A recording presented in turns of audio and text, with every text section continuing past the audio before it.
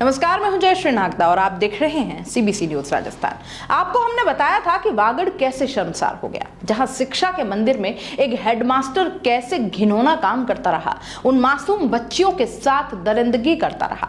माता पिता बड़े अरमानों के साथ स्कूल भेजते कि यही बेटियां एक दिन पढ़ लिख कर नया भविष्य लिखेंगी, लेकिन एक हैवान हेडमास्टर उनके मन के कोरे स्लेट पर ऐसी घिनौनी इबारत लिख रहा था जो शायद वो कभी नहीं भुला पाएंगी। सोचकर ही घिन आती है कि ऐसे लोग हमारे आसपास होते हैं, सामने होते हैं, लेकिन हम पहचान ही नहीं पाते। और पूरा वागड़ भी आखिर शर्मसार क्यों हो? ऐसे लोग, ऐसी मानसिकता वाले लोग तो कहीं भी पाए जा सकते हैं। यह घटना डूंगरपुर जिले के एक सरकारी स्कूल की है। नाबालिग बच्चियों से छेड़छाड़ और दुष्कर्म के आरोपी हेडमास्टर ने चौंकाने वाले खुलासे किए हैं। दुष्कर्म से पहले आरोपी अश्लील मूवी देखता था। मूवी देखने के बाद बच्चियों को बुलाता और उनके साथ दुष्कर्म करता। बच्चियां इस बारे में किसी को बताए नहीं, इसलिए उनको चॉकलेट और चिप्स का लालच देता।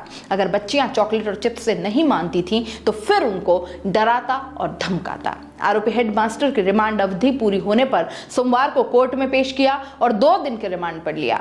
एसपी कुंदन कामरिया के अनुसार आरोपी हेडमास्टर रमेश चंद्र कटारा ने 8 से 12 साल की बच्चियों के साथ दुष्कर्म किया है। ये बच्चियां ज्यादा सोच और समझ नहीं सकती थीं, इसलिए आसानी से उन्हें लालच देता।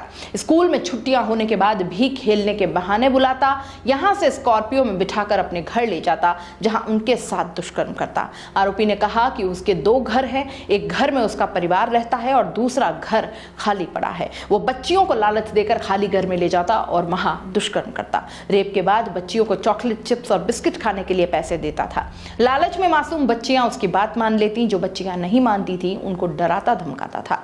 आरोपी हेडमास्टर के मोबाइल की जांच की गई तो सामने आया कि वह अश्लील मूवी देखने का आदी था। अश्लील मूवी देखने के बाद ही बच्चियों को अपने खाली घर में ले जाता। बच्चियों को लाने और ले जाने के लिए वह स्कॉर्पियो का इस्तेमाल करता था। सरकारी स्कूल का हेडमास्टर होने के साथ ही गांव में भी वह लोगों की मदद करता रहता था, जिससे लोगों को उस पर कभी शक नहीं हुआ। आरोपी हेडमास्टर से पुलिस गहनता से पूछताछ कर रही है। मामले में अब तक 6 बच्चियों के बयान दर्ज हुए हैं, लेकिन खुलासे के बाद और भी मामले सामने आने की संभावना है। एसपी कुंदन कामरिया ने बताया कि 31 मई को सदर थाना क्षेत्र के गांव के लोगों ने हेडमास्टर के खिलाफ रिपोर्ट दी थी। लोगों ने कहा कि स्कूल में गर्मियों की छुट्टियां हैं और इसके बावजूद भी हेडमास्टर लड़कियों को खेलने और कार्यक्रम करवाने के बहाने बुलाता था।